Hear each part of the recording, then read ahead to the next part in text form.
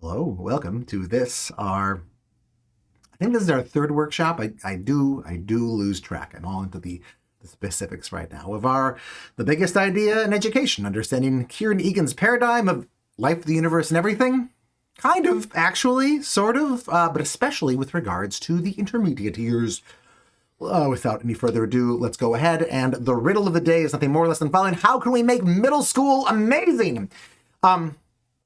When I say, I'm going to say middle school today, but that is a synecdoche, a stand-in, a small stand-in for something bigger. What Egan is talking about when he talks about this age bracket is roughly 8 years old to 15 years old. So if you're in the American or Canadian situation, that's like, what, grades 3, years 3 through 10 or something like that. But Egan did use the phrase the middle years sometimes, and what middle school is a historical invention that changes willy-nilly based on what schools that you go to. I'm just going to say middle school for here, but I understand that what we're probably talking about is something bigger than that. Okay. As usual, we will just open up the floor. You have 20 seconds. Go ahead and... I hit the wrong button. Go ahead and throw in your own ideas. I was going to say your guesses, but it's like more than guesses. It's not like... Sorry, because of course these are patterned off of the science classes that I do, right? Where we specifically start with these riddles, and the idea is to give kids riddles that... they have no idea how to answer, or they think all the ideas that they think end up being 180 degrees wrong. That's a really good lesson, but this is a different context. Your guesses will probably not be 180 degrees different from what Kieran Egan comes up with. Although I have been happy at how Egan's notions have at the very least been different from some of the initial notions that we've seen these last few weeks. Go ahead and take, 10 more seconds left. Go ahead and hit enter. It's fine if you're not finished with them or whatever.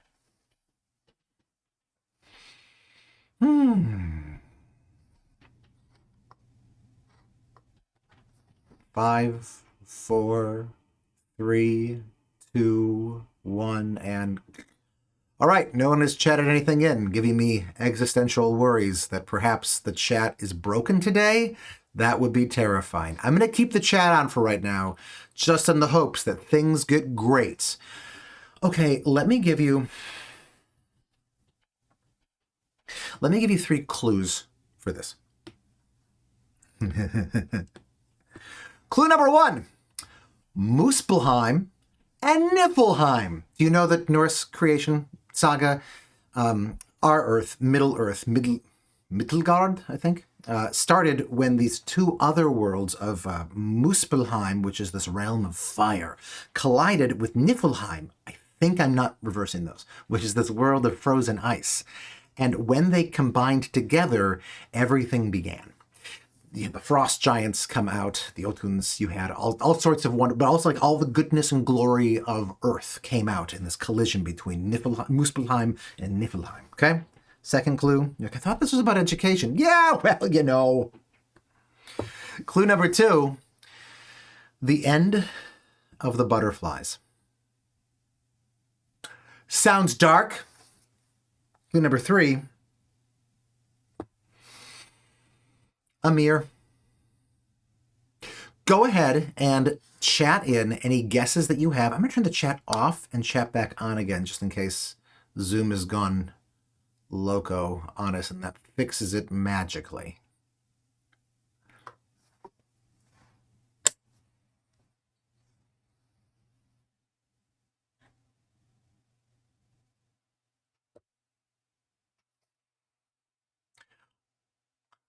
Thank you, Ronnie. The chat is working, but I have no idea. Thank you. Whew, whew, everything is good then. I'm actually curious, when it came to last week and the in primary school, we call that elementary school, right? But the first few years of elementary school and some years below that too, everyone had ideas. Maybe it's just that this is one of those lazy afternoons. That's fine. Maybe there's something special about middle school that makes us all just throw up our hands and say, God be with the teachers. We wash our hands of this. I wonder if it's a combination of those two in different proportions. Sorry, I said the end of the butterflies, and I meant it because of supernormal stimuli. Actually, it's a really quick poll. Who here knows what who here has heard the phrase supernormal stimulus before? Go for it in 10 seconds. 9, 8, 7, 6, 5, 4, 3, 2, 1, and that is a 100% no. This is fantastic. Okay, so a supernormal stimulus is just anything that provokes a response, anything that excites our brains way more than anything in the natural environment would. Yeah, that's the definition of that. We'll go with that. Thank you, people who are guessing in your guesses for how can make middle school amazing. I'm seeing give the learners freedom to follow their own flight, have guides available to reflect back on their journeys, subjects that kids can relate to or reflect, hence the mirror thing right there, or reflect their current experiences. Thank you tremendously much for that. Yeah, you're going to see some things that reflect that and that don't reflect some of those aspects. This is fantastic. Okay, so let me ask a really obvious question. What is the matter with middle school right now? Just in your own experience, go for it. 30 seconds. Take a whiff. You are the expert of your own experience. What is wrong with middle school?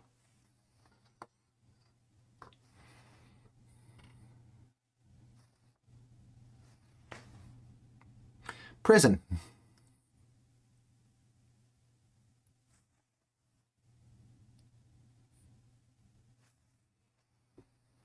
More pressure to conform than to be yourself. A time of awkward transitions and lack of group social skills. Bullying. Interesting, isn't it, that these answers are coming out much more quickly than the how do we fix it? Not respecting the unique in-betweenness of this age. 5, 4, 3, 2, 1. All right. Thank you for those answers. Do you remember last week when I talked about the mom in the Bay Area who worked for that chrono disruption startup, that she had gone back and used their device? I can't say it's a time machine. That would be breaking the non-disclosure agreement that I signed. Anyway, she came to me again this week, and just thanks for the workshops. Which, I like the free things that I get sometimes. They're nice. The Christmas presents, the chocolates, the chrono disruption rides. And she gave this to me, and she said, just go whenever you'd like. The entire realm of all of history is your oyster. Have at it. Where did I choose to go back to? Obviously, you know this, my own middle school experience. Because who among us would not love to go back and repeat our own middle school experience? But I wanted to stand on the side, and I wanted to watch and see exactly what is happening, because I wanted to understand exactly what the awkward, difficult, frustrating, mostly forgotten period of middle school and this intermediate age actually was like. And I went back and I observed myself in each of the 5 major classes. And here, what do you remember from social studies when you were in this age? Go ahead and just dump in your answers to this. For me, one of the major things that I remember about social studies is, first of all, I really liked that we were getting beyond the expanding horizons curriculum. We were actually getting into real history. For Egan, this was enemy number 1 in the entire K through 12 curriculum. We dash this, we do so much good as long as we do it in the right way and don't just go back to, oh, thank you very much. And don't just go back to doing, memorizing names and dates or whatever. And I know this because a lot of my middle school teachers, social studies teachers, felt exactly the same way, because every year the teacher would begin the first day of class by giving a speech saying, I know in the past you have been made to memorize names and dates, but I can tell you that in this class, that will not be the case. What was amazing is that I'd never actually been forced to memorize names and dates. It's just everybody's idea for the bad thing that they're trying to rebel against. And then what did we go on to do in these social studies classes? Now, I gotta say, I ended up majoring in history, right? I really liked the social studies classes that I did, especially the history ones, but, just especially the history ones. Not so much the ones that came before it. 6th grade, modern a contemporary world, whatever. I remember exactly one thing, and it involves somebody yawning too loudly. I remember that speech being given, and then every year what we did was, we went through the textbook, and then instead of memorizing names and dates, we memorized concepts and, important historical ideas, or not even ideas, just like big sort of thing, big concepts in history. Blah. Even though I liked it, it was blah. I remember one year borrowing my textbook over the summer, my world history textbook, and I couldn't make anything through it. It was just so terrible. That was probably the moment that I knew I was going to become a teacher. Okay, how about your experience in math? I know that for me, math was a lot of like, here are these symbols, here is how you manipulate them. Where do these symbols come from? Why are we doing this? Because it's really important, because you'll need to know it for high school. I also kind of remember with middle school, it was a lot of, here are these ideas, and frankly, they're not so very different than the ideas that you learned in elementary school, and they're not actually like the high school curriculum. I've heard other math teachers and math teaching theorists, math curriculum people talk about the weirdness of specifically the middle school math curriculum. That's just like a bunch of stuff that it's assumed that you learned earlier, but you've forgotten, so you're kind of doing them again and just blech for that. But more importantly, this just seemed like this dry, desiccated thing. How about for literature? What was that like for you? I remember, talking about trochees and iams and spondies and all of these, like man versus society story, and man versus nature, and man versus man, and man versus himself, or whatever, right? We were trying to do these sort of concepts of like what makes literature hold together. And it was terrible. It was really terrible.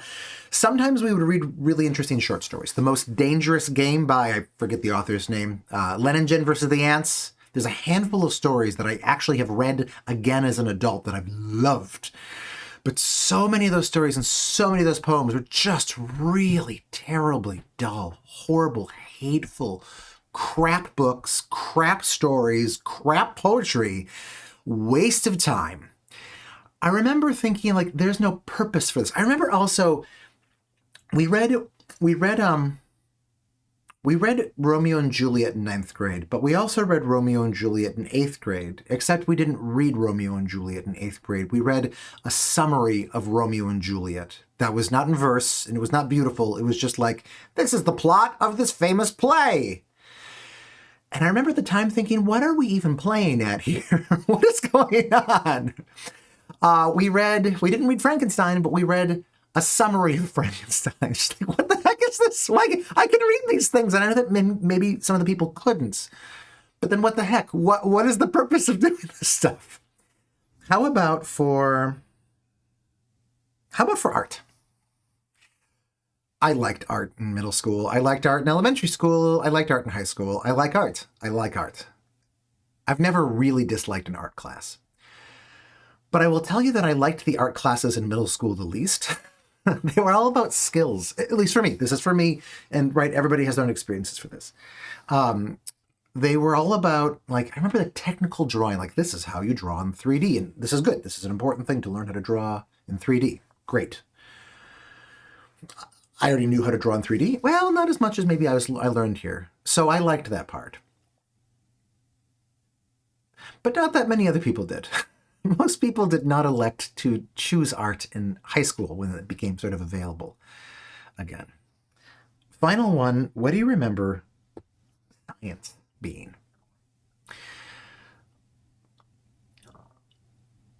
I had a very good, he was good science teacher, and he did something that had changed my life forever, which he actually had us do a debate on the age of the Earth, which was my first real dip into actual science. And I suppose I'll speak more about that in the next workshop, so let me bite my tongue there. That was the one really glorious part of middle school science. The rest of it was memorizing parts of the body and parts of the earth and parts of a lot of things. I remember giving this speech because had to work in teams and make reports about this part of the body or this system of the body. We have the respiratory system, and I had the alveoli, which I didn't know how to pronounce at the time, and I still don't know how to pronounce now. And I gave this like long talk on alveoli, and I was more nervous there than I had been at any point in my life up till then. And I didn't really understand anything that I was talking about, and I just spoke, and then I paused, and everyone had to write down notes, and then I would just do that, and it was the worst few weeks of my life, just giving and being given that awfulness. We also dissected a frog. This is the moment in my life when I discovered that frogs are made out of goop. That is what I learned in my dissection of a frog. And I suspect from stories I hear from friends that that's basically like what we get from these dissection things. We also dissected an eyeball in 5th grade. And that is when I learned that you should never trust a 5th grade teacher. I would then go on to become a 5th grade teacher and try to carry on this noble legacy.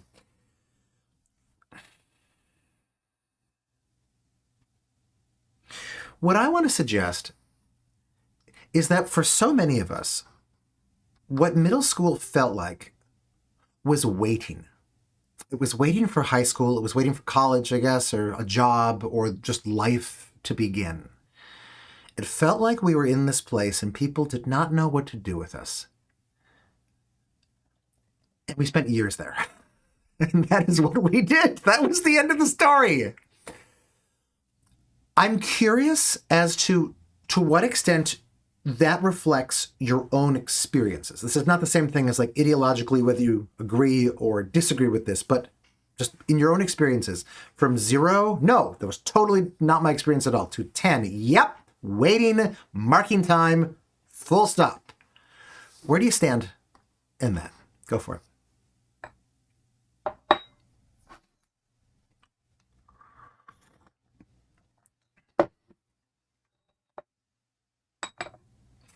The lowest right now that we have is a 7, which is, right, we're not an average group of people. We have self-selected into this workshop thing where we're talking about how to make middle schools better. So probably the people who really loved middle school are not disproportionately here right now. Great, wonderful. We shouldn't take this very scientifically. But boy, not that many people love high school. Well, it's probably true, but very few people love middle school even more. You do find some people, but blah. There's something important going on here, and we need to get to the bottom of it. Why? Why do you think that this is so unpleasant for so many people? I'm going to draw in my idea for this.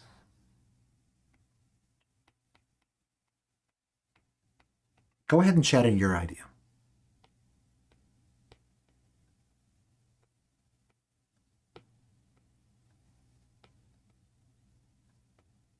I now realize that is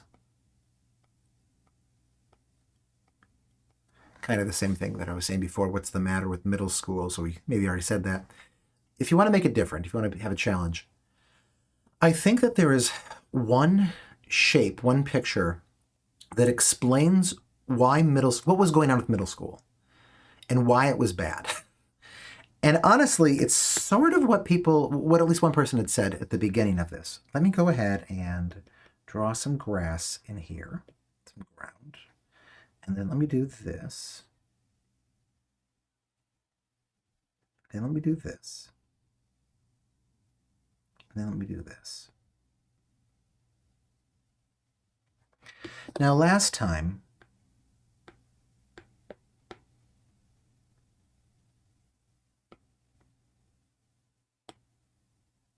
where did that go? Oh, it's right here. Last time we talked about how the trouble with primary school, in Egan's estimation, is that our educational philosophies do not have much of a way, Waldorf is maybe the exception in this, do not have much of a way of making sense of how the strengths that little kids bring to the question of learning. All of our ways of looking at kids, see them as like us, but worse, but lower, but less than. I want to suggest something sort of similar to this. Here is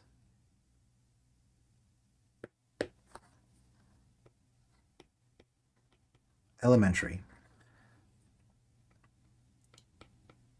And here is high school.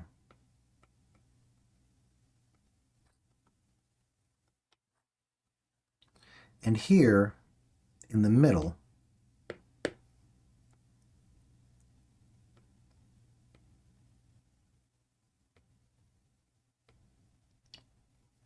is us picking our noses. And on the side,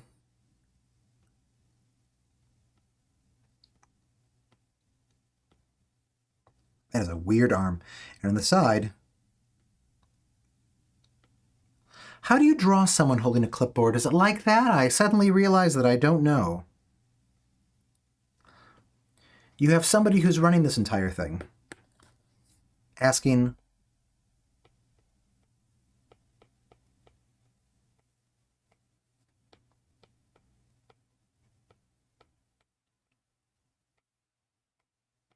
what do we do with you?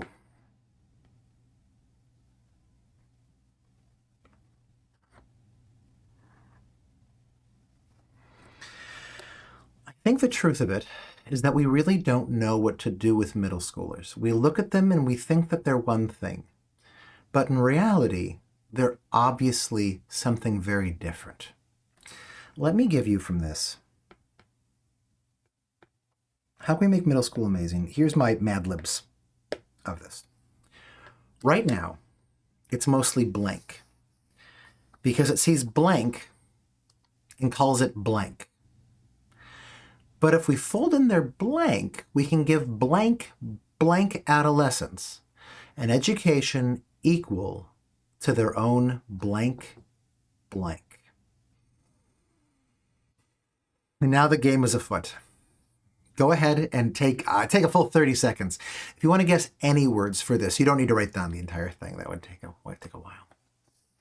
Allison suggests it's a time when young humans begin to there's something about the consonants and vowel combinations here that's just driving my mouth mad, that they begin to individuate, but middle schools don't allow for that. Not a lot of choice or freedom to discover and follow interests. I was talking to some friends recently about this, and they said that in middle school you have like the illusion of choice. It's like you're offered these options of like these things to kind of do, but they're not really great options. I remember that we had houses.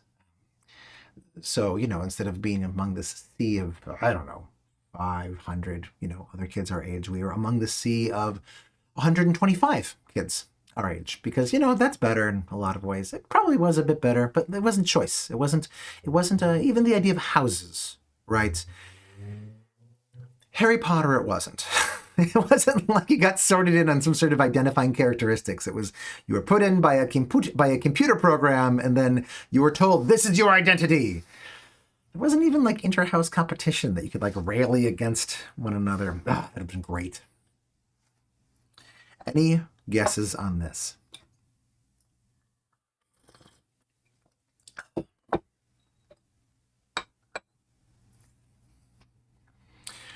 I'll give you a hint. Egan has this great quote. At present, he's talking about a lot of the curriculum of middle school. Mathematics and science texts especially are human deserts.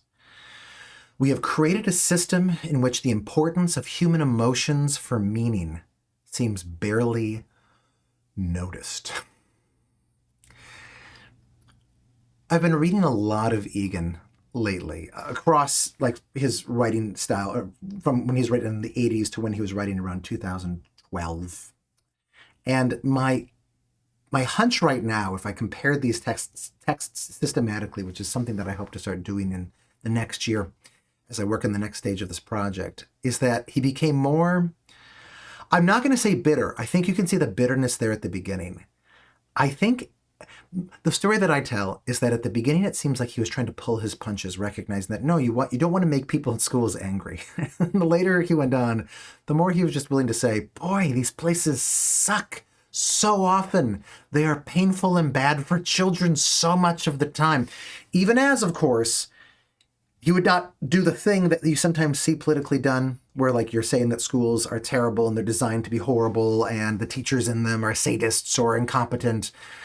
I stand with Egan when I say that the teachers, especially who work with middle schoolers, are saints and should be allowed, I don't know, one arson a year that would just be expunged from their record. Any misdemeanor or felony up to and including arson. That is the amount of human good that they are bringing in the world just by shepherding our young adults. And I say this as the father of a 13-year-old.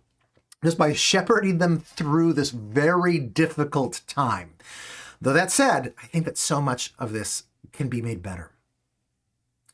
The required texts seem very separate from the learner's actual experiences. What Egan, I think, would put in this first blank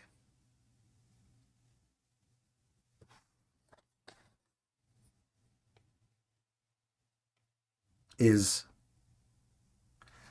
I'll stop right there. More fun to give hints. Okay. I want to go... No, I don't. Because I think it's a bridge to the next part. Just, dramatically. He saw so much of the curriculum, so much of the learning that kids are doing in middle school is just meaningless. Why? Okay, let's talk about this. Fun question.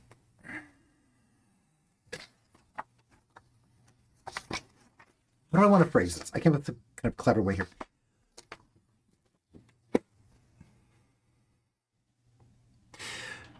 Teenagers, adolescents, not just necessarily teenagers, but 8 to 15. What are some things that they are obsessed with? Go ahead and just make a long list as you can, just doing one at a time, right? Type in a thing, hit enter. What are adolescents, what are some things that adolescents are obsessed with?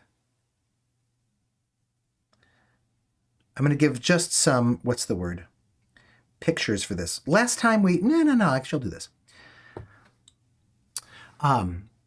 I asked Dolly, the AI image generator, to do a photorealistic picture of a teenage boy's bedroom. And this is what I came up with. So if you want to break it down by gender, what are teenage boys obsessed with? You can put in teenage girls and other genders too. Just that sometimes these are different in our culture, and that might be helpful for this. I like this picture because there's something desperately wrong with this ball that does not seem to be appreciated by that. What the heck is going on with this picture? What the heck is going on with that picture? What is that even supposed to? There's something, this binder has seen better days, although maybe that one's actually photo accurate, right? Like the pain and suffering that those things go through. I think that's supposed to be a backpack, but it's also sort of a piece of abstract art. Okay. A computer, but a computer that has maybe been out in the sun too long. Just love it. If this is helpful to think what are teenagers, middle schoolers, early high schoolers obsessed with, I asked Dolly to draw a girl's bedroom. Here's what I got. I think this is supposed to be a belt, although maybe also it's the head of a steer, like the skull of a steer. I'm not entirely clear. A journal, maybe. Note the colors. Bright colors. Not entirely sure what's going on with this. Maybe the word girl made it draw like the female sign, right, which is also the sign of the planet Venus. Maybe it's inspired by that.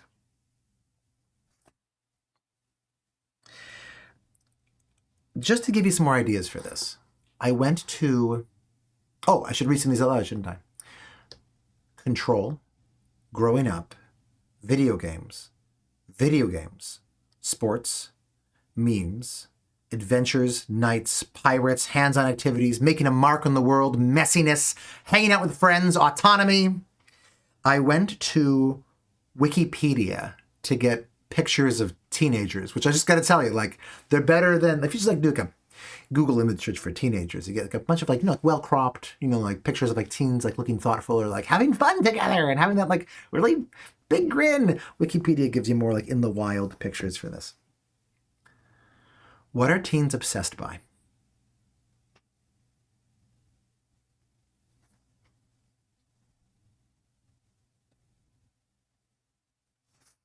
These are some teenagers from Poland, I was told by Wikipedia.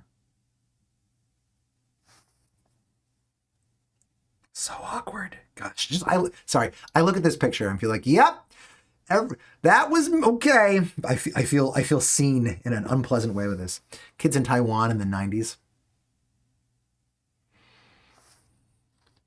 What other obsessions do teens have? There's not anything in particular that I'm looking for with this, although this one maybe gets to something that I think no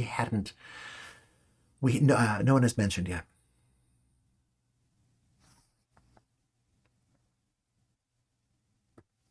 Picture of Israeli youth in a Scouts meeting.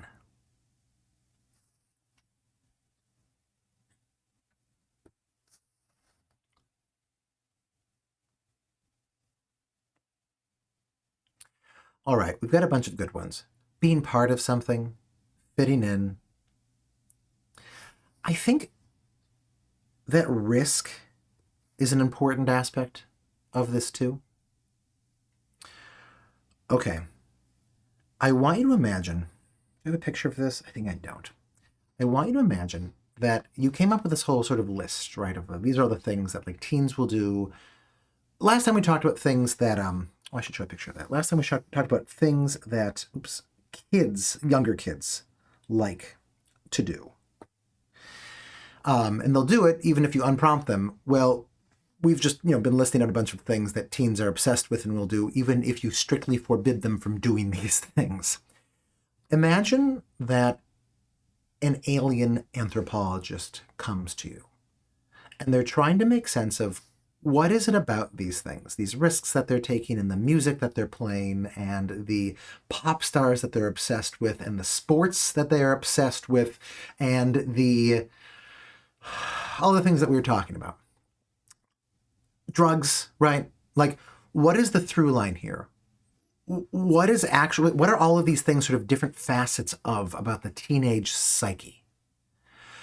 How would you respond to that alien?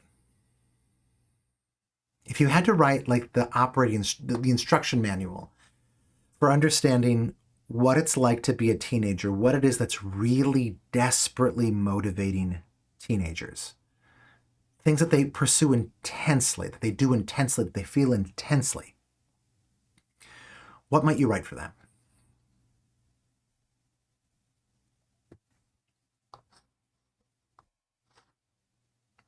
Rebellion, fitting in.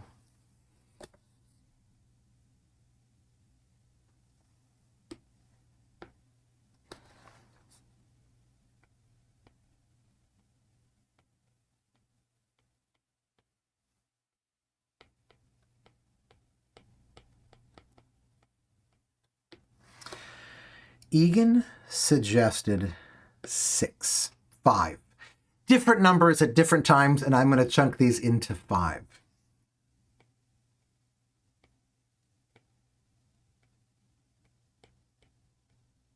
He didn't use this word. I'm using this word. Gossip. Under gossip here, go ahead and chunk all of the just loving, being obsessed with other people, talking so much about what she's doing, what he's doing, and what he meant when he said and what she meant when she responded.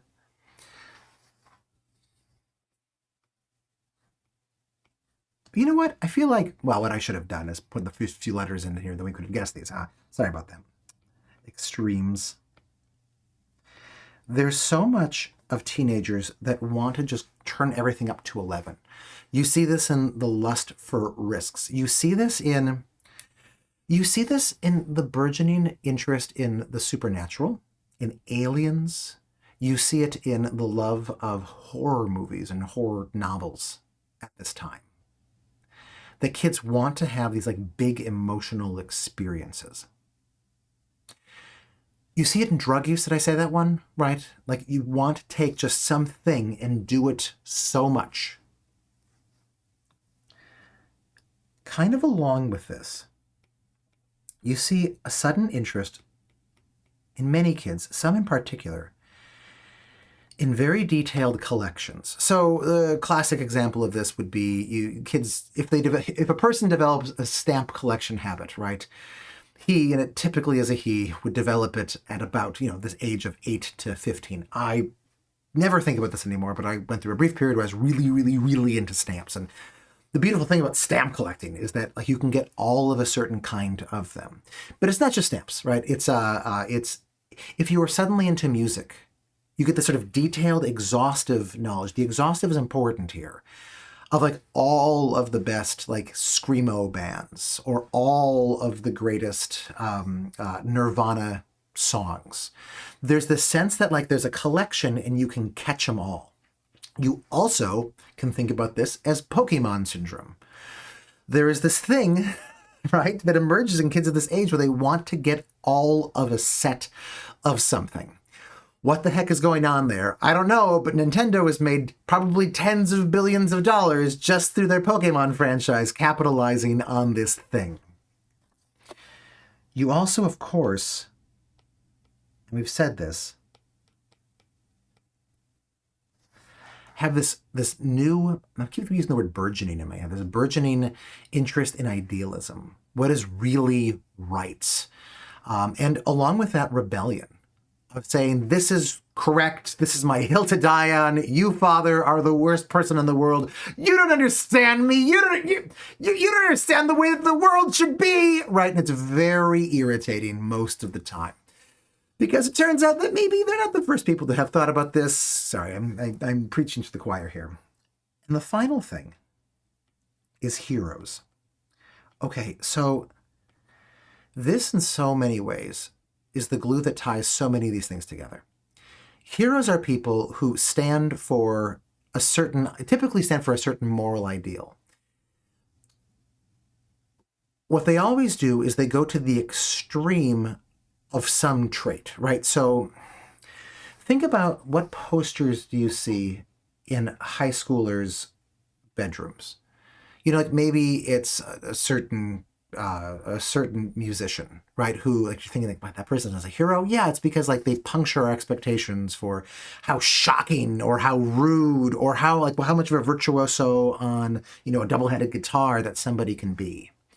Or you see a soccer player, right, who's grace and beauty at just kicking a ball a really long distance, is something to marvel at. And it also brings in the human aspect of gossip. There are these stories that can be told about heroes in a way that there can't be for these sort of disembodied goals there. And then when a kid has a hero, right, somebody that they know about more than anybody else around them, certainly than their parents do, think Tony Hawk, right? Kids who know everything about Michael Phelps or Tony Hawk, right?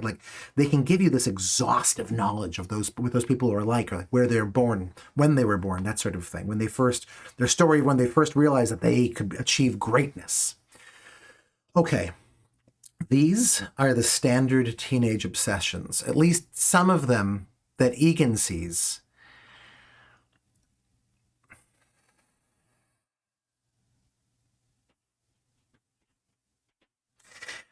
I'm going to hold back on what I'm going to say here. I'm going to try to come back to this stuff and explore this and explore one of the terrifying ramifications of what's happening in culture increasingly because of these things.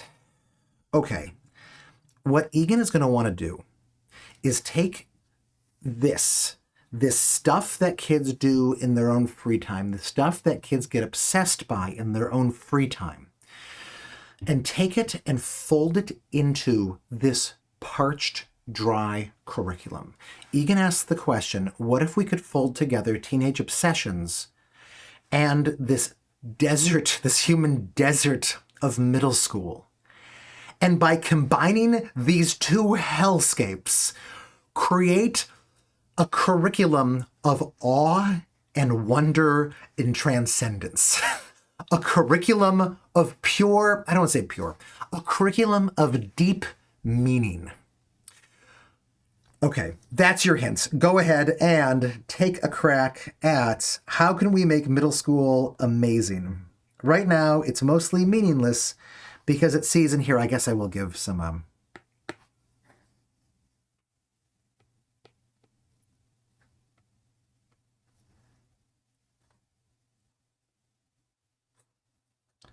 I'll give some letters here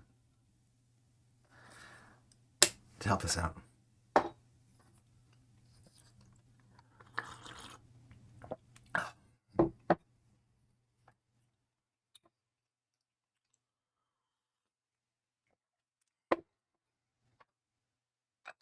Yeah, but if we fold in their obsessions,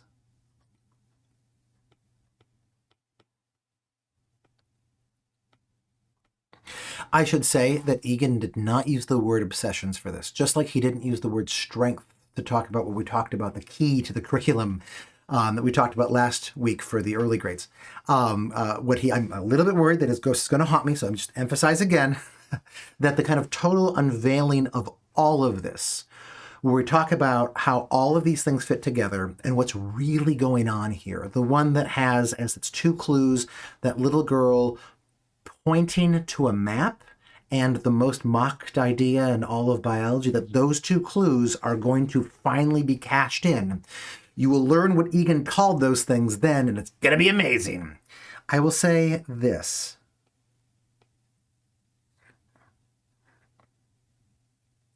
Anyone want to take a crack at this?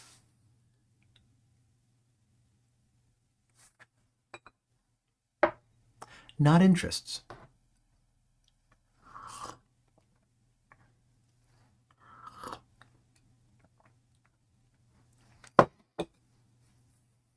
Egan has an interesting relationship with interests. I used to work at a school, a good school. I've mentioned it before, and I always need to say that it's good because it was, and I usually talk about the bad things, which is not fair. It was all about kids' interests.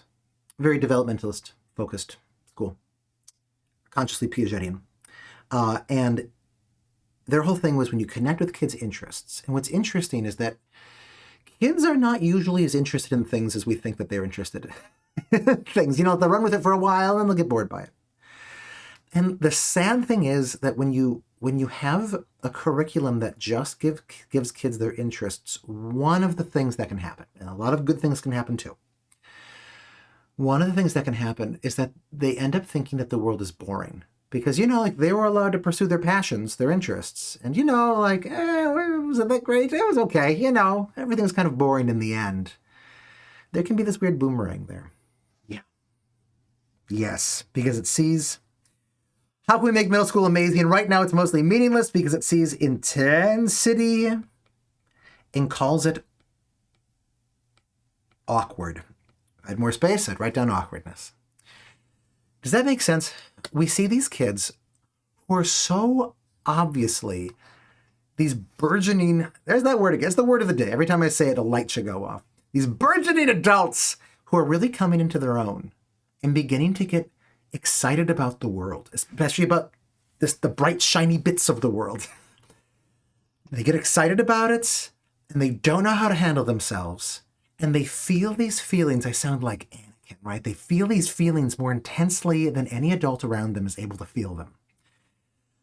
And adults look at this and they say, we do not know what to do with these people.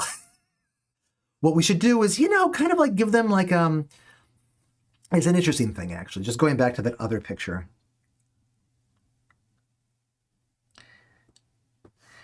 In high school, the compromise that's kind of happened in the modern Western curriculum from K through 12 is that in high school, that's supposed to be about academics. Now, whether it is or not is an interesting question. But the idea is it's supposed to be about academics. And then elementary school, that's supposed to be kind of about like the developmental approach. Develop.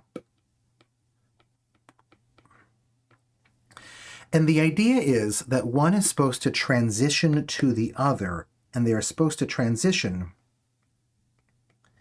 in middle school. So in middle school, what you get is the sort of summarized, simplified, stupefied, it's not quite the right use of that word, version of the academics that are pushed down but done poorly, and people hate them and they're awful. And this is the problem of middle school. It's back to that sad triangle, right?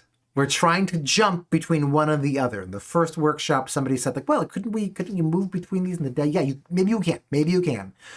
What we see happening is this attempt to jump from one to another They're out there, and what happens in that jump? Everybody despises it. Okay.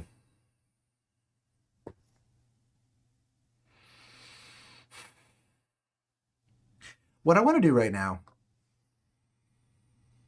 is half riff on how Egan talked about what the curriculum in middle school in these years can look like if we really take seriously the idea that we can fold these obsessions into what is currently the bone dry curriculum. Let's go for it. I'm going to speak these ideas quickly. Feel free to chat in anything. I'm going to give some recommendations for texts and whatnot that we can go to, you can use in the PDF that I send out after this. The goal for Egan at this stage, more than anything else, is to help kids, adolescents, teens, column, get to the edge of human experience. This is again why he hates the expanding horizons thing so very much. The kids are able to understand the extremes, and they want to understand the extremes. They want to understand just to achieve sort of a security of like understanding like what the world is. It is not a stupid thing to begin with the extremes. Egan writes that if we, put a bag over abducted you out of your house at night and put a bag over your head and it deposited you in some sort of foreign city. He doesn't use any of those details. Those are all my details. And you were charged with figuring out like the basic important things about this city, or I don't know, everybody in the country of Belgium dies. I'm just trying to think of a Liam Neeson sort of drive movie here. What would you do? Would you like just start in your hotel and like slowly move your way out and feel details around you on the carpet? No, you would get the heck out of there. You would get out and like look at, okay, like what are the major landmarks of the town? Does it have any hills? Are there mountains nearby? Is there an ocean nearby, right? You're kind of drawing this like big map in your head where you're trying to figure out like the extents, the limits of things. This is what we want to do in all of the subjects with kids, get them to the extremes. And then we want to help them fill in like, what are the biggest things in there, right? What's the biggest church? What's the biggest factory? What's like, what are the farms? Not what are the farms like? Like, what is the biggest thing that people do there? You want to pay attention to like, what are the weird things that people do there, right? You want to find out the ways they are different than you. This is, again, exactly the opposite of the way that we've thought about what we should be doing with helping kids learn about the world. Get them to the edge first, not the slow sort of move out from the middle. Okay, so with that idea, and the payoff of all this is that, like this picture, the Flammarion, famous early, late Renaissance, early modern period wood etching of, just like the attempt to get outside of the universe as understood, to see the real thing that's going on. How does this person feel? How you think this person feels is how we want to help kids feel in this period. The proper rewards, Egan writes, of this kind of curriculum, of doing education right at this age, should be a sense of wonder, a sense of awe, a sense of transcendence, a sense of excitement. Wonder, an important point, he used to describe the feeling that you get when you're right before you go out of this. Wonder is like the most amazing things in the world. And awe he used to signify what it feels like when you pop your head outside of that, when you actually stumble on one of the great mysteries. These are the emotions that kids should be feeling on a weekly basis, possibly a daily basis, when they are in these ages.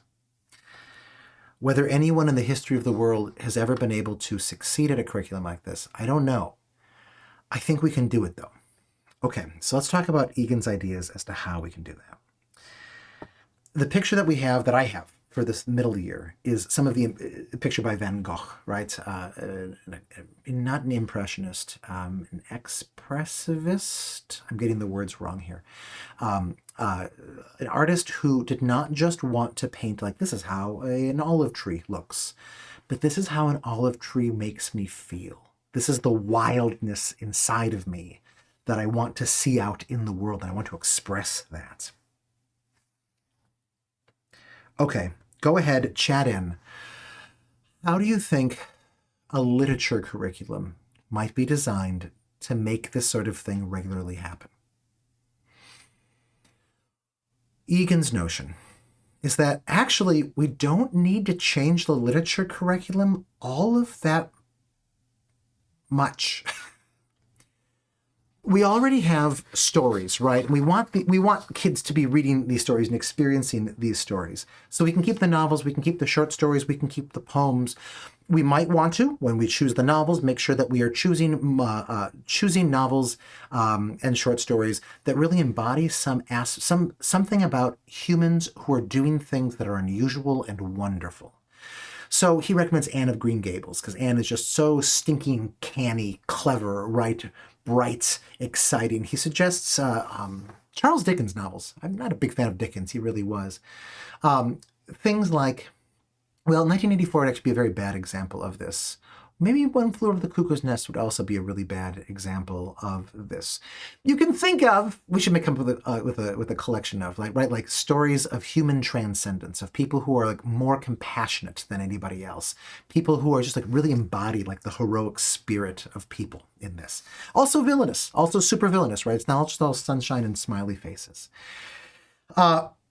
The goal of the literature curriculum is not just like have students read literature, read great literature, kind of the way that it is in a classical school idea, but rather it's to help the fire of the author spread to the student, to enrich the student with the author's imaginative vision of the world.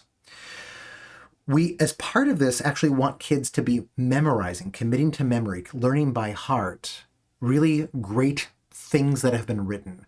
Poems that embody these things, speeches that embody these things. Right, God, my gosh, speeches can be really fantastic for this. We want them to be, plays, he said, are a really fantastic way. Have actually kids act out plays, because you're acting and you are trying to give voice to somebody else's emotion, which is really fantastic. We might put that into the box of emotional intelligence sort of thing. You have to try to empathize, like what is this character going through? You can kind of pick that apart. Languages, of course, are really important to learn. He suggested that one of the things that we might want to do, this is crazy, I love this, this is one of his weirder ideas, when kids in this age are learning languages, is not just learn, like whatever the most useful language is. In the past, that might have been French or German. Nowadays, at least in the American context, that's usually said to be Spanish or Mandarin. But to also have them sort of learn a little bit of some language that is so very unlike their own. It can be Sanskrit. It can be Egyptian hieroglyphics. It can be Malay. It can be anything that's so different. The point is not to be able to communicate in it. The point is to get a taste of how other people might be shaping things in their heads and the actual restrictions to which your own language is sort of consigning you. We help to feel the edges and break out of the edges by trying on a different language. He's really big into rhetoric, right? Because there's a reason here that he's really big into rhetoric that will become clear in the 5th workshop. Public speaking, that sort of thing. One of the things that he suggests, which I've got to say, I almost didn't share this, but then, because it's potentially controversial, but then I thought that maybe the ghost of Kieran Egan would haunt me, and so I just needed to do it. It's that kids, adolescents, study different dialects. I know right now you're thinking that's cultural appropriation, that's otherizing. Egan emphasizes that this needs to be done in a respectful way. But kids should learn different dialects because it turns out that there's nothing special about the quote-unquote standard dialect of English or of any language. The standard dialect of English, that the one that they are usually prided for if they learn to speak, and they are rewarded for if they learn to write it, the one that they're expected to write in college or whatever. It's just this weird historical happenstance that it happens to be the one that got in charge. It's not better than the other ones. Scots in English could have been it, right? One of the high country dialects that you can barely understand if you listen to somebody talk it. Could have been it. The dialect of English that was spoken in Cornwall, south of England, could have been it. Instead, London happened to be where the king resided, and so it was the dialect around London that came to be it. So you can learn these different dialects, and you can learn how these different dialects actually allow you to express some things better in them than we are able to express in, standard English. They can experiment with these things. They can try recasting something that a character in a play or in a speech says in a different dialect. If that's too spicy for you, one of the other things that Egan suggests that we could do for this would be to learn different norms of conversation. Sorry, that's not what I meant to say. Different norms of communication. So, there's a certain way that you communicate if you are a newspaper reporter. There's another way that you communicate if you are writing text messages to somebody. There's another way that you communicate if you are, living in the 1700s and are in a prissy formal society. Same language, totally different norms. Not just the vocabulary, not just the grammar, different norms of communication. And so can you recast something that a character in a movie says in this scene in fussy Elizabethan, Jane Austinian, it's not Elizabethan, right, speech? Can you take something that somebody says in a Jane Austen novel and turn it into something that you might say in text messages?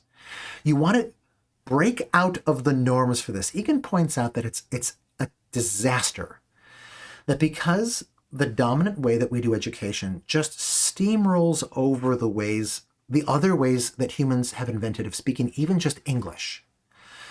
You have a minority of people who can ever feel like they know how to express themselves, their own culture, their own experiences, their own emotions, their own perspective in writing. This is a disaster, and we can fix this. And by doing this, we can help all kids, among other things, learn to write standard written English better by becoming aware and experienced with this diversity. He also suggests that we, with etymology, begin to learn some of the origins of words, but not in a systematic way that might be coming, but rather in the sort of heroic way, the stories of great words. Watch how this one weird word, he uses the word gossip, actually, for example. How the word gossip is actually related to the word God. And you're like, say what? Why would those? And you can connect them. There's a story there. There's a really cool story there. So to pick out some of the words, and there are books, right, that help you do a good job of this and learn some of those and put those into the curriculum. He also suggests that what we talked about last time about jokes in the early grades becomes kind of a bigger study of humor in general, especially humor that pushes boundaries. I don't mean that swears a lot or talks, has potty language, something like that, right? But humor that actually conceptually breaks the barriers. Egan talks about Monty Python. Egan talks a lot about Monty Python. Egan seems to really have loved Monty Python, and how Monty Python is this absurdist humor that oftentimes breaks the fourth wall, oftentimes just makes jokes almost about jokes, where parts of it are not funny on purpose, just to, right, what the heck is going on? This should be some of the things that are inside of a literature curriculum. If you're thinking right now, it's too wild and weird. Yeah, actually, you're right. Egan would agree with you, right? Egan actually thought that the literature curriculum at this stage is not actually so totally the worst. The content of it is actually okay, oftentimes, but it should be rejiggered specifically around these obsessions. I'm going to make it so these obsessions keep popping up.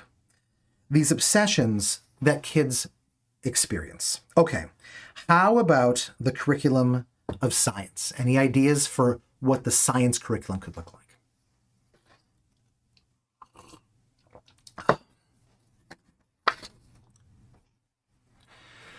The question that we should be asking, Egan suggests, at all stages in all of this is, what's wonderful? Whatever you have to teach, start by saying, what is really exciting about this? What, as the adult, if you're a teacher, or if you're the person choosing the curriculum, what excites me? If it excites you, that's frankly a pretty good sense that it will excite the kids, although there are ways that can fail.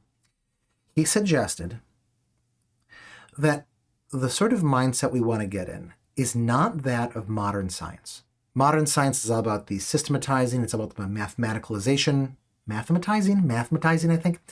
Mathing.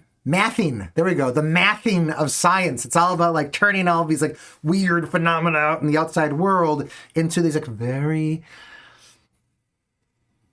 predictable patterns, right? So there's a famous curriculum of science that says that, at this age, what we should be doing is helping kids understand what waves are in general and how waves can be seen in sound and in water and in light. And Egan would say, no, why are you doing this to human beings? It's okay instead to take the perspective of the 19th century, of the 1800s. It's an interesting thing that Charles Darwin never called himself a scientist. That word barely existed by the end of his life, even, maybe by the end of his life. Instead, what he called himself was a natural historian. Natural history is what the discipline that we now call science was called. And the idea, the metaphor, was that science has these secrets. Science is not this, sorry, I said that wrong. When we think about science, we think about the universe having a bunch of, nature having a bunch of information that we can learn. But in natural history, the idea was that nature has these secrets that we can unlock. This is how we want to come at science.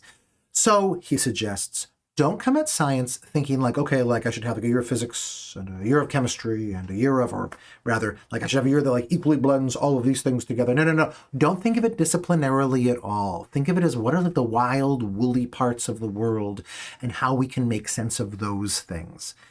He suggested a bunch of mini lessons. So this is actually a concept of his that's going to come up a whole bunch of times. So I'm going to just say it right now. That whatever you're doing in like science and literature and math and arts and history, that you also think about having into the week these little like mini lessons, like, 15 minutes, 10, 15, maybe 20 minutes. Like some of them would be like once a week, some would be 3 times a week, 4 times a week, 2 times a week, whatever.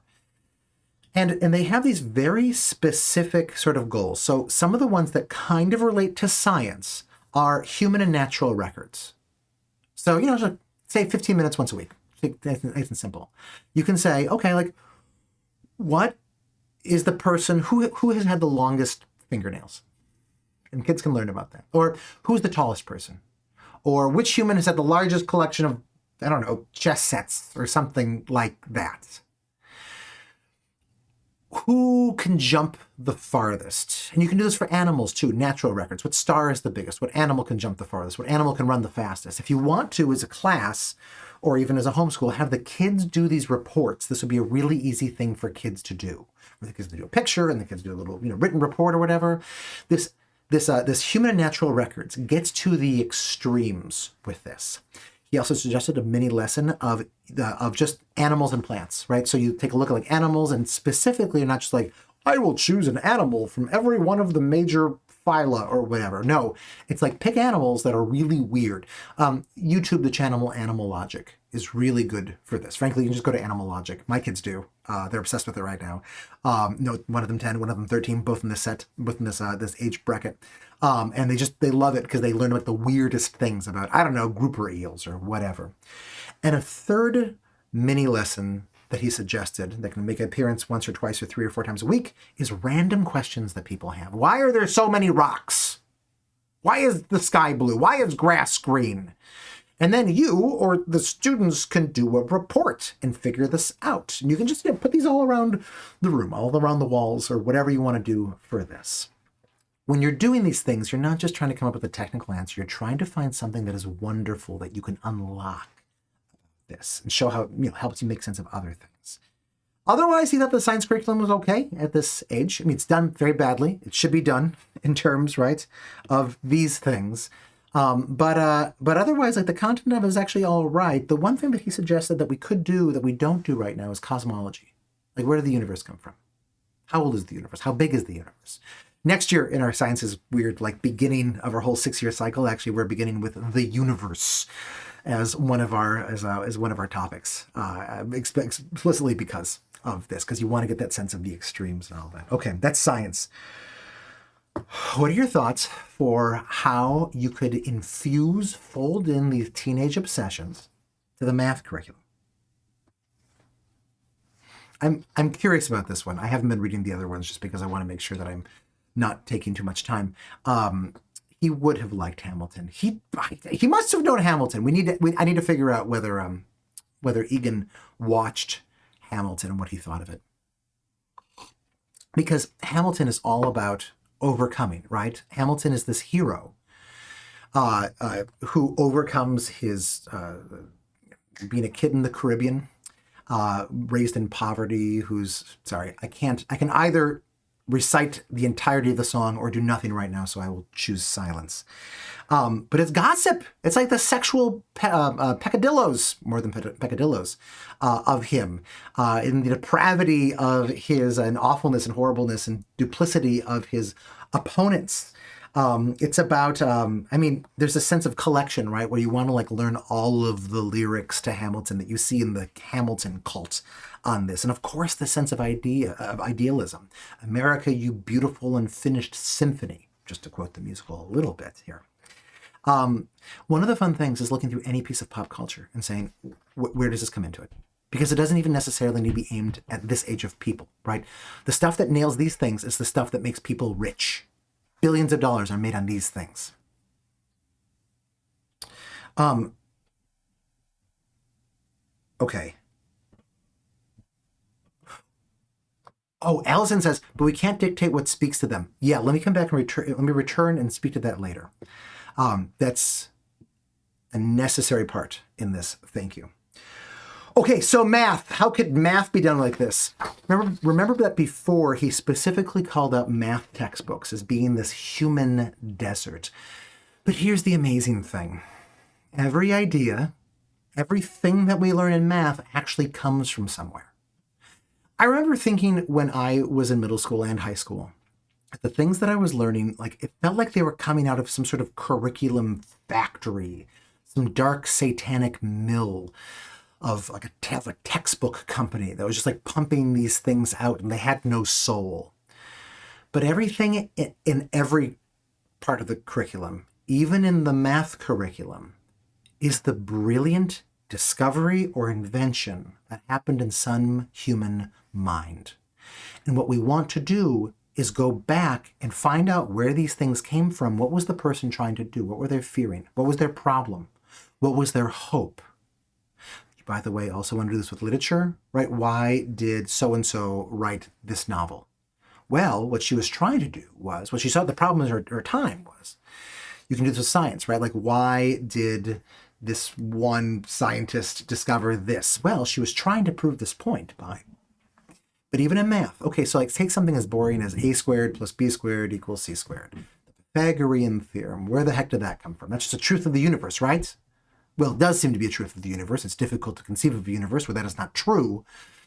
And to be clear, like the Sumerians knew about it and we don't know kind of how they came up with it, but we do know that the most important sort of development of it, seeing it not just as like a bunch of patterns of these special numbers, but as necessarily true for every number, came about from from Pythagoras, who is probably a real person. We don't know very much about him historically, except that he seems to have had a religious cult that he built up around him.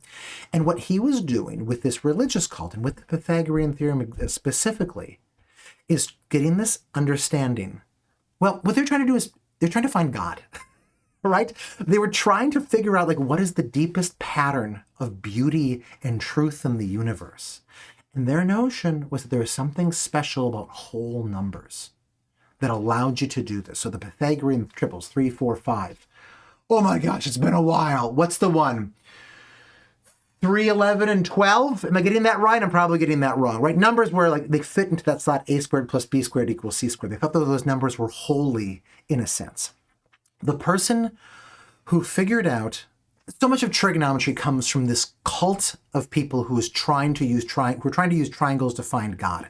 In fact, when one of them correctly, as it turns out, figured out that there were numbers that would fit in that pattern that were not either whole numbers or fractions, which are, numbers that could be expressed as one whole number over another whole number, that they were irrational, they were non-fractional. That person who argued this, saying that there's nothing special about whole numbers, he got on a boat with some of his friends, and when the boat got off, he was gone. The day was sunny, the wind was low, the seas were calm, it was not a long ride, but somehow he fell off on the boats and drowned to death. Whether this is historically accurate or not, this was a story that has been told, maybe, but it has been a story that's been told since the ancient period about this. The Pythagorean cult may have murdered one of their own because he had a different understanding. How much of that passion should get into our middle school math curriculum? Maybe not 100%. But, some of it. Descartes, the whole Cartesian coordinate system, X and Y and all of that, right? Like what he was trying to do was saying, okay, we have the science that he loves. We have this math. We have specifically geometry, and we have algebra, and algebra is amazing, I guess, but you can just solve things with it. Like, what do you want to solve? And you have this geometry that is great, I guess, but it can just solve for perfect, you can just do things with kind of perfect shapes. But this real world that we have, that science is trying to explore, it can't use math because the real world is not made out of perfect shapes. But we have this algebra. How can we take this algebra and this geometry and fit them together somehow and actually make this new kind of math, this Cartesian algebraic geometry that could allow us to express scientific things? And he did that. And it revolutionized the world by him doing that, right? This is a heroic thing. The invention of the number 0, right? I'm definitely going to be doing a summer camp this summer that is specifically about these heroic stories of math. I'll be doing it with kids, and they'll be learning the stories, and they'll be using the stories to better understand these mathematical concepts, go really far in these mathematical concepts. I used to do this, but it's never ended up in Science is Weird before. It's kind of an experiment. We'll see how it goes this summer. But my gosh, you can do this. I'll be sending out resources that suggest good stories for this sort of thing. Yeah. Okay. Egan once asked a bunch of kids what math was. And he wrote that none of them in middle school, wrote that none of them was able to come up with even a faint glimmer of an answer. We're having kids do this thing. We're having kids take on and continuing these adventures. And they have no idea what they are. They don't even know that they're embroiled in an adventure. It's stupid. It's terrible. It's horrible. What for art?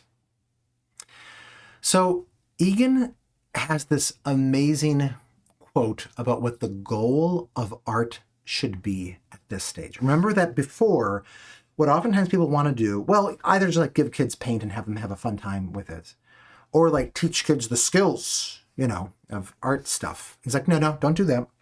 Instead, immerse them in so many experiences, Birdsong and John Cage albums and the Beatles and Tuvan throat singing, just for music and so many other things besides, right? And ditto for the paints and the colors and the images, right?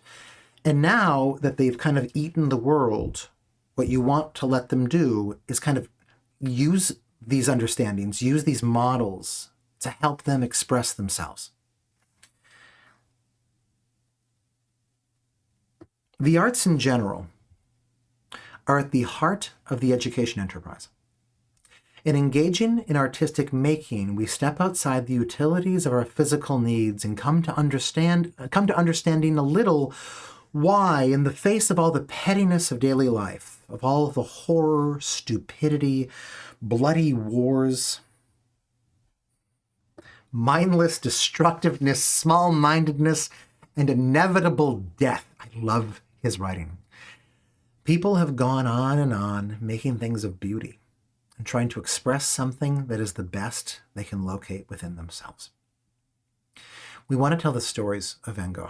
We want to tell the stories of Michelangelo. We don't need to, it's not about turning it into a history of art, right? That would be boring. That would be terrible. Instead, we want to help them understand what some of this art actually was supposed to mean to the people who made it, and was obvious the people who first saw it. One of the weird things he comes up with for the art curriculum, one of the mini lessons of it, is a making and doing curriculum. So, 15 minutes, 20 minutes, a couple times a week, whatever. Not just, we usually define art in school as painting and drawing and maybe some other things. Architecture, right? But also food prep. Kids should be really appreciating and loving and doing food prep to try to express themselves through food that they're making. They should be doing clothes making. They should be doing wood carving. They should be doing metalworking. Not just learn vocational useful skills, right? Oftentimes you see the socializing aspect of the sad triangle come up in middle school especially, which is great. Honestly, Egan was in favor of splitting the school. I believe that this is historically correct. He never got around to writing this book. but of splitting the school and just saying like, yeah, they make an academic track and there can be a vocational track, and both tracks should use these these obsessions to try to make people do this wonderfully. He said, even in the middle school right now, we can see all these vocational things as art and give them the honor that art affords.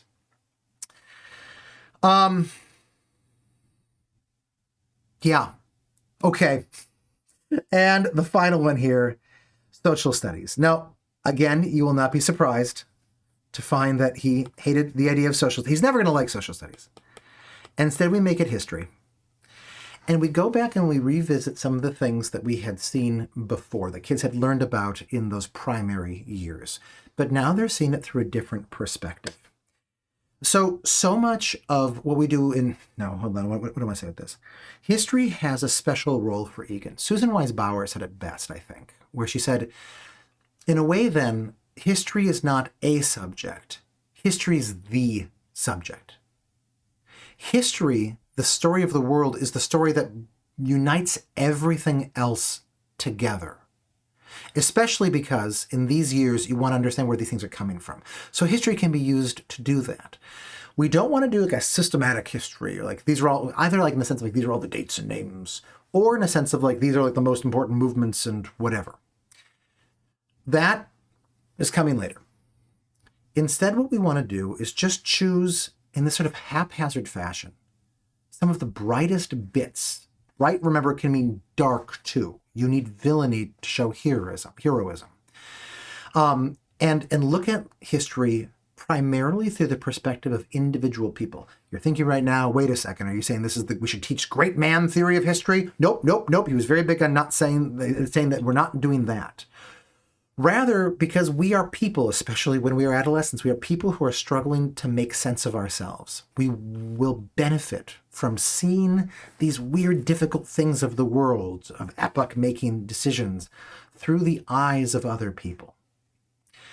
We want to understand what were their hopes, what were their fears, what were their values. How did they make these decisions? What did they struggle with? How did they suffer? How did they enjoy themselves? He also says that there can be a number of different mini lessons that come from this. One of them is, he calls brief lives. So, like 2, 3, whatever times a week, 15 minutes. You do a report on some kind of random person who embodies the sense of heroism, who embodies an idealism, who, it can be Martin Luther King one day, it can be Malala, said that name correctly, I think. The next day, it can be Helen Keller. The next day, it can be Charles de Gaulle the next day, and Napoleon and Genghis Khan the next day, right? You can have villains in there too, although Genghis Khan and religious toleration, important movement in there. And you just want to experience like ground in a binary, an emotional binary, like these stories. This, by the way, can be a really fantastic way for kids to practice storytelling. He doesn't write about, I don't know that he writes about that, but oh my gosh, I'm excited to do this with my own kids. Another one of the mini lessons he gives, for it's kind of history aligned beyond brief lives, is ideas. Okay, that you do a little mini lesson on courage, or do a mini lesson on Marxism, or on capitalism, or on suffering, or on whatever. You can have a conversation about it. The purpose is not to try to perfectly state what this idea means, to deeply explore this idea. Just give the kids these ideas, make a list of them, right? Kind of a collection of these ideas. And you give them to the kids to play with in the future. These ideas are going to eventually evolve and become something amazing when we talk about this next week. But just kind of laying the groundwork for these ideas is a great idea for this. And the final one for this was, where is it on here? Oh, here. This is another one that I almost didn't include, but Ghost of Kieran Egan. So, countries and their ways of life. We live in a time when one of the ways that you can be attacked by the other side is by saying that, well, in this country, look, there's this interesting thing that they do. And people say, you are exoticizing them. You are treating them as other. There's a very correct part of that critique. And we need to make sure that we do not run afoul of it. We do not want to other these other people. Look how exotic and weird they are, and we are normal and good, right? That's terrible. That's evil. That's racism. That's ethnocentrism that ends up in a curriculum of narcissism. But what we currently do is too often we avoid showing ways in which people from other cultures are very different from us. Instead, we sort of allow our children to imagine that people elsewhere are the same as them. One, that's really bad for them when kids actually find out that people are not, because having not been prepared to think and understand that the world is full of very different kinds of cultures, that every culture has its own unique genius that helped its people survive in the past, to flourish in the past. The natural human thing to do is say, what? They're weird. I don't like that. I'm normal and they're not. What's wrong with that person? This is bad. This leads to ethnocentrism. This leads to racism. Also, doesn't the idea of just pretending like everyone in the world is the same as us strike anyone besides me as narcissistic? I feel like in trying to not do a bad thing, we end up doing a worse thing. Better to do this responsibly than to not do it at all. Anthropology ends up being a really important part of what Egan thinks that the history curriculum should be in this period. And part of the reason for that is how that's going to pay off when we talk about, well, what comes next in the next workshop. That there's going to be some deeply important piece of education that students are going to probably find it impossible to get to if they don't do anthropology in these years. But I'll say more about that next week. When I put this together, I should really hide the last part of this. I feel like I've been a bad showman in doing this, right? Last week I should have only shown the bottom part of this, but this week, okay, then I should have done that, right? So again, you're going through the same years. This is my system for this. I call it Big Spiral History. I meant to include a link to my presentation on it, my PDF on it last week, and I forgot to, so I'll be including that in the PDF for this week. But you get a sense of this. Not that these exact topics are the ones that really should be talked about and the other ones should not be. No. You always, address the same things again. It's just that now you can go into way more deep things. And again, you're trying to use these as topics to kind of lean into those student obsessions.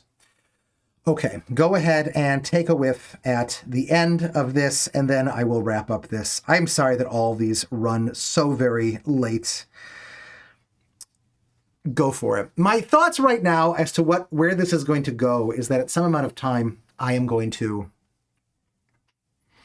do these again, and I'm going to turn them into a bunch of little 10-minute long YouTube videos and have just a heck of a lot of them that people can watch in order. And that anybody can access just because this information needs to get out. And then what I'm thinking about doing is a bunch of workshops that are mercifully shorter, less dramatic, possibly than these, less attempting to be revelatory than these, but that specifically go with something like, okay, what could an Egan-aligned or Egan-inspired or maybe Egan-fueled curriculum for language and literature look like in first grade? What could it look like in second grade? What could it look like in third grade? What could it look like in fourth grade? What could it look like in fifth grade, et cetera, et cetera, et cetera, et cetera.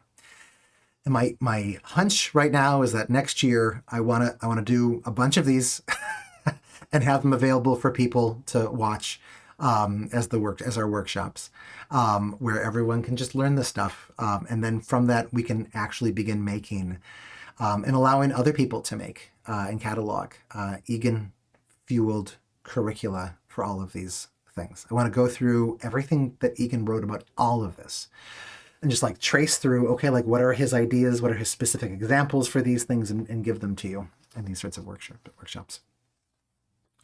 All right. Let me give a hint with this. Oh, I guess I don't have any. No, here. So then with the final part of this, let me just say this. Okay, so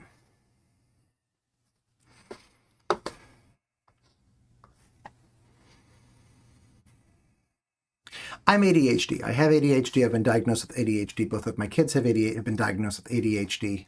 Both of my kids. I have a third kid now. She is 5 weeks old. She's not been diagnosed with ADHD yet. One can run the numbers on that. Most of the students, somewhere I think north of half the students that I work with have been diagnosed with ADHD. The sort of thing I focus on. One of the things that I need to say is that I think that I do well with teaching kids who have ADHD, not even so much because I understand what ADHD is like, that does help, but because I use Egan. Specifically, I use Egan and I focus on extremes and I focus on heroes. All of these things are things where the emotion can be dialed up to 11. Egan is so big, we learned this last week, right? That like there's this idea in psychology of affective primacy, that we usually, I'm going to pause on how much I want to say about this because I'll bring it to lesson 5, that emotion is important in learning. Well, emotion is extra, double, quadruple important in learning when you are this age, when your emotions are just so freaking huge that you can't contain them. And the school ends up being this prison, not my words, some of yours, for like that kind of keeps kids in so their emotions don't destroy us all. Well, if you fold these obsessions, these emotions in with the curriculum, you can get this. And this is what allows us to do the teaching for ADHD kids so wonderfully. One of my 3 kids is diagnosed with autism, with Asperger's, with autism spectrum disorder. And I feel like there's a lot in Egan for kids who are on the spectrum too. And I wonder, can you guess which of these it is? I know that my son and his friends who are spectrum adjacent and on the spectrum, one of the things that they love is catching them all. One of my son's friends in particular loves, and also my son too, loves collecting books, whole collections of books. And of course, it's really, really important that if you have the Warrior series, you have to get all of the Warrior series, not just all of this series, but all of the books and all of the sub-series of the Warriors. That's a cat book. They're cats. They're warrior cats. It's interesting. All of those, or the Dragon Wings, Fire Wings, Wings of Fire novels, right? Like you gotta get all of those. You gotta collect them all. My goodness, don't publishers recognize that this is what kids desire, right? You start a new one, everyone has to get all of them now. My hunch is, and this is just a hunch, that this sense of completion seems to be especially important in kids who are on the spectrum. And if we look back to the strengths that kids had earlier, you see that emotional binaries are really a big deal for kids on the spectrum too. Specifically because they often have a hard time modulating between one extreme and the other. Everything seems like a binary to them, right? It's either everything's totally right or it's totally wrong. ADHD kind of does the intensity of these emotions too, but the sort of the fixedness is an autistic trait. One of the big things, one of us asked last week, like, wait, aren't binaries bad? Thank you for asking that, because Egan would say, yes, binaries are stupid. Binaries are terrible. What we want to do is dive into binaries in order to explore the space in between. So for kids who are on the spectrum, really bringing in these emotional binaries and doing collections can allow us to have this curriculum that works better for kids on the spectrum than maybe any curriculum that currently exists. I mean, there are autistic-specific curricula that are really good for social skills or whatever, right? But imagine if those were infused with Egan's methods for this, right? How much more powerful could they be? talking to a friend who is an occupational therapist who works with a lot of kids in the spectrum, and she was enthusing about specifically the walking curriculum that one of Egan's collaborators has invented that uses these tools and going out in nature and experiencing, sensing nature. And she's very excited to start using those in her own practice, right? The sense that one gets from these things, that these things can change the world. Okay, so that is talking about kids who are neurodiverse in two different and frankly related ways. How could it help other sets of kids? So we can look at, these are American-specific numbers. What percentage of American high schoolers, graduate high school? What percentage of American kids graduate high school? Want to take a guess? I was shocked when I found this, and to be clear, I get different numbers when I frame this question in different ways, like what is the dropout rate versus what percentage of Americans graduate high school at present, right? These actually give you different numbers. The dropout rate is like 5 to 6%. But the number of kids who finish high school, which is the number that I think I care about more, is only about 85%. I've heard it as low as 75%, but let's just stick with the higher one of 85%. There's a lot of kids who aren't graduating high school. Why? A whole bunch of reasons, right? A whole bunch of life reasons, a whole bunch of health reasons, et cetera, et cetera, et cetera. So I'm out of my league when I say this. If I pretend this is true, I'd be out of my league. My strong observations of this from people that I know in my family and elsewhere from this is that for a lot of people, school sucks. And they hate it and they don't want any part of it and it's painful for them and they can do better things elsewhere, they think. Or they can't and they just hate it so much they drop out. There is so much human talent that is going to waste. There's so much human curiosity that is going to waste. We are hemorrhaging, in many cases, some of our best kids. Kids who are also disproportionately people of color, disproportionately low income, disproportionately neurodiverse. This is a human horror show. We can fix this.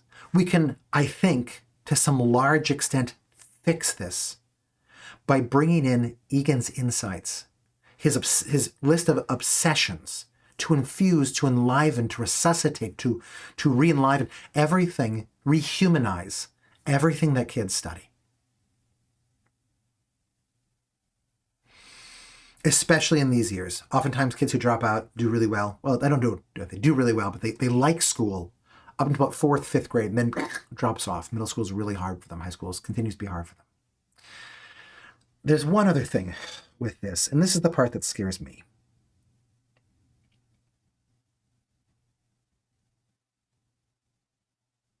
When we were listing out, here, this is a picture of an oyster catcher. An oyster catcher is a type of bird, and this is one of its eggs, and this is another one. Sorry, I guess this is one of its eggs.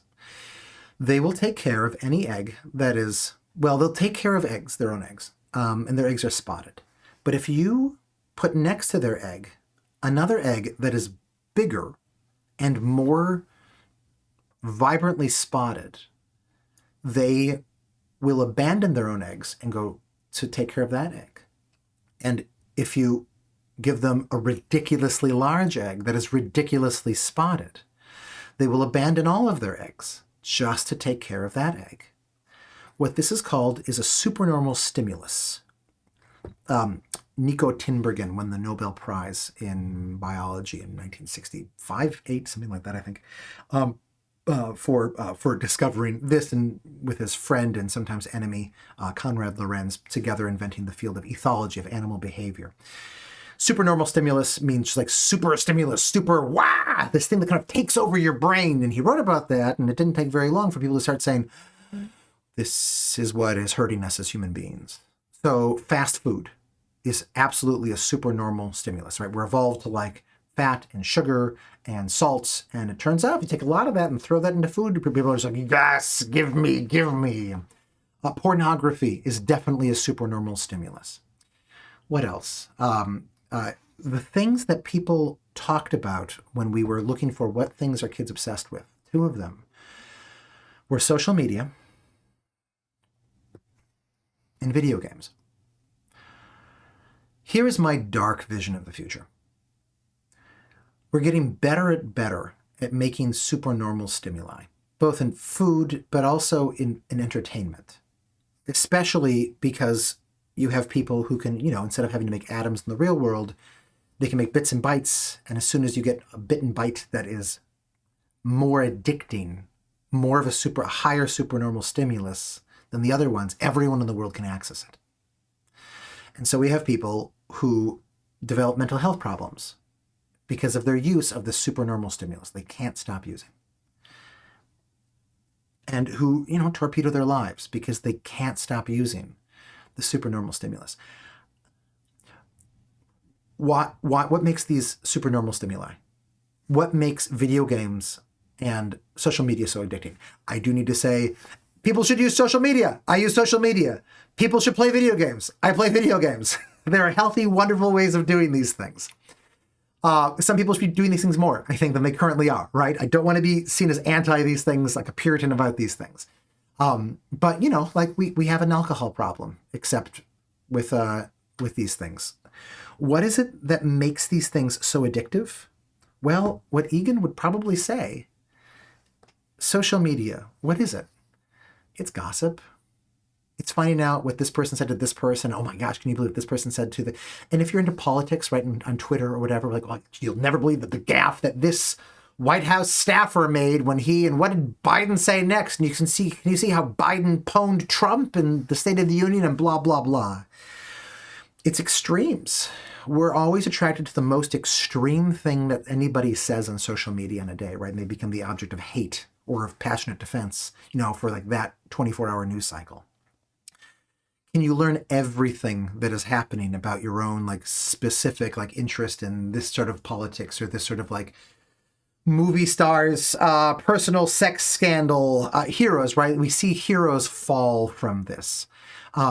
Idealism, because social media is obsessed with politics and you get these different political sides that just clash together. Let me just say stupidly, our politics is so much stupider because of the stupid idealism that has been allowed to proliferate, right? We used to have these smart, intelligent social movements that agree with them or disagree with them, could be strategic, could learn how to like call out members who are in their own ranks who are way too extreme, and everyone, when you get them by themselves, will say, yeah, that person is stupid and they're going to kill us all. But on social media, people will defend them. So social media is these things. These things are eating us. Video games. I don't even need to talk about it, right? Video games are obviously the same sort of thing for all of this, right? Extremes and heroes and idealism and collections. Eric Howell is one of my favorite essayists, and he wrote this terrifying and wonderful and beautiful and thought-provoking essay that I reread frequently, Exit the Supersensorium, the Neuroscientific Case for Art in the Age of Netflix. Howell is a neuroscientist, and he's a novelist. And he, in this essay, explains, among other things, why do we like fiction, and why do dreams exist? Why do all mammals dream?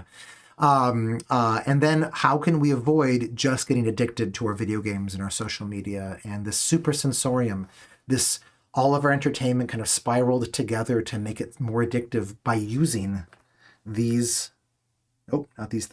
by using these things. And he gives a way out. And what I want you to do, if you're interested in this, is read his essay and just imagine that he's talking about the middle school curriculum when you do that.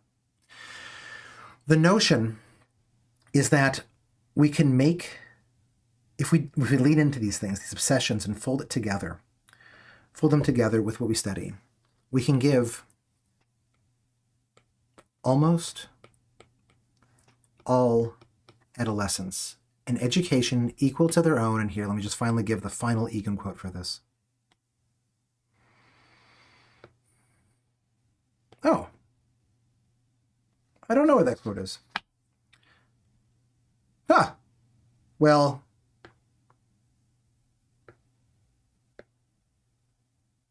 no, I didn't write it down. That's fine.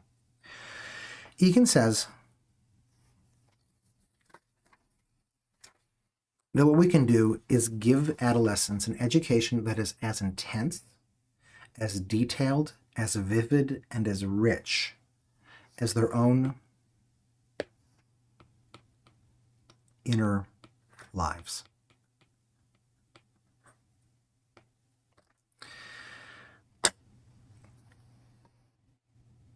Thanks. I'm going to stick around for a few minutes and answer any questions. I just need to apologize that these are so much longer than the hour that I thought that would be. Thank you for anyone who's actually still watching this, for doing this. I hope this is worth your time. It's an interesting observation. If anyone wants to ask any questions, feel free to either chat it in or to raise your hand on this, and I will be happy to let you speak on this. Also including what the heck these things meant. Actually, how clear is it what these things meant? The supernormal stimuli. Okay, we've been talking about that, right? Supernormal is something that can actually be thought of as taking some of these obsessions and applying them to things that are not healthy for us. We call them supernormal stimuli when they get out of hand for us. The Muspelheim and Niflheim, the world of fire and the world of ice, were supposed to stand in for the intensity of adolescents' emotions in interpersonal lives that we don't know what to do with in schools. We have to kind of clamp down on. And the ice world of the curriculum. You take these hellscapes, you fold them together, maybe you make a utopia. You take Muspelheim, you take Niflheim, you bring them together, and maybe you get not a utopia. Utopias don't exist, I shouldn't say that, right? But this intensely vivid world called Midgard, in which we all, that's what it's called, not Midgard, that we all live in. Oh, then the mirror. Well, here, Anastasia, go for it, and thank you. Hi. So I don't know. I'm trying really hard to move from being entrenched in the academic school system as a university professor. Yeah. But it was really helpful for me to reflect on my middle school experience. And, I've always understood that math didn't work for me. It was too, it was like, oh, here's a theorem and, we're going to learn this by rote. And there's no relation to, the world or the use of the tool. But also the things that spoke to me were the music curriculum, where we were, expressing emotion and learning to really reach our own level of mastery. But the thing that I think most related to me, what you're talking about, is my daughter who's in 5th grade. They've been doing little reports. So she came home and she was like, hey, we had to do a report on an African-American person that we chose. And I chose Paul Revere Williams, who's this Black architect from Los Angeles. And she just, because her interest is in architecture. And so she really related and learned a lot of various lessons from that, just doing that little, 1-slide presentation. Yeah. Thanks for that, because that actually, let me address specifically the idea of interests for this, because I said before that Egan does not see the hope for the future of education in appealing to kids' interests. And especially in light of that story, right? Because that's a great example of interests working wonderfully. I want to say why Egan actually, I feel like this is a weird answer to give to your question. I have to apologize for that. But thanks for saying that. That the reason that he doesn't like basing an education on interests is because he sees everything in the world is interesting. Everything in the world actually has hidden inside of it some bizarreness and some wonder that can be enjoyed by basically everyone, even if it's not their thing, because obviously some of us are just born to be architects. Some of us are just born to be chefs. Some of us are born to be accountants, right? God help me. Some people are born to be accountants, and this is wonderful. And so he doesn't deny the value of interests or the reality of interests. And he would say that it's really important to help kids find their interests and passions so they can make amazing adult lives of that. But in the meantime, while they're doing this, you can help them cultivate interests in things, so many things, that at the beginning they would have assumed were totally boring. In fact, when they first tasted the thing, they thought was boring. It's almost like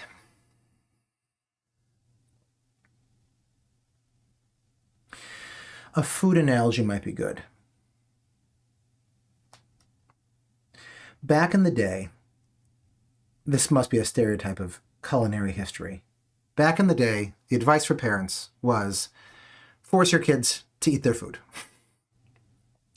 And then the reality has changed, and it has become, let your kids eat whatever they want.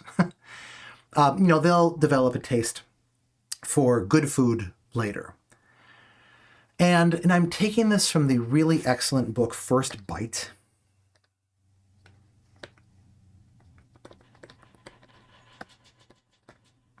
By B. Wilson? Yeah, B. Wilson.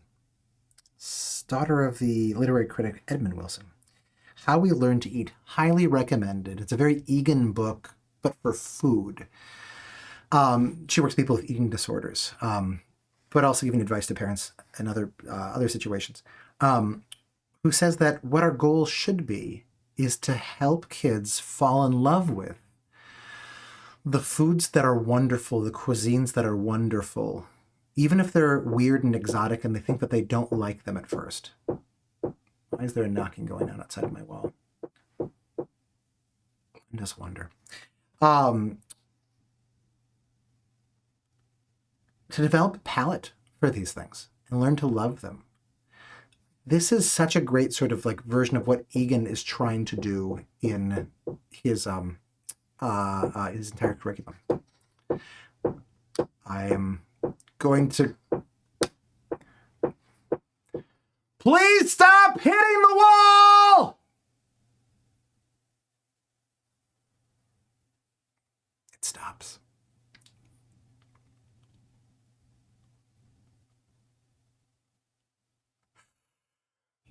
I'll probably edit this part out of the part that I put on YouTube. ADHD household. Really fun all the time. Super recommended. Other questions? Thank you for letting me do that.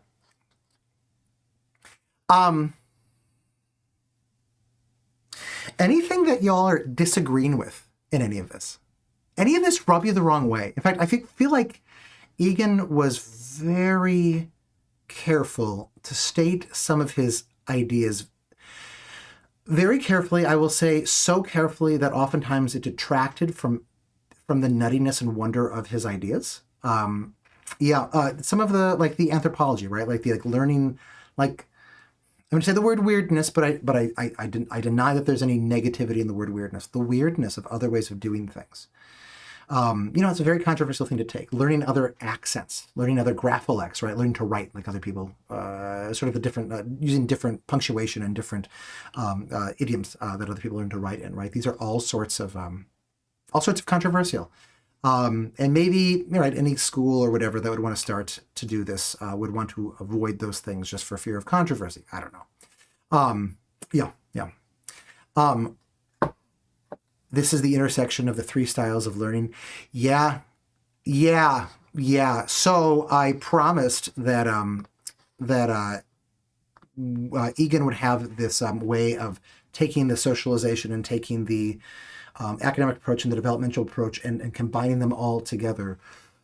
We'll visit how that's happening, I think, in the 5th workshop of this. Classical, choose the exciting heroes to study, academic to report, unschooling, explore in your own way. Yeah, I'd say that's a good way of... But classical is the academic, right? Maybe developmental, choose the exciting heroes to do. Yeah, I think that would be a good way of trying to bring those things together. Yeah.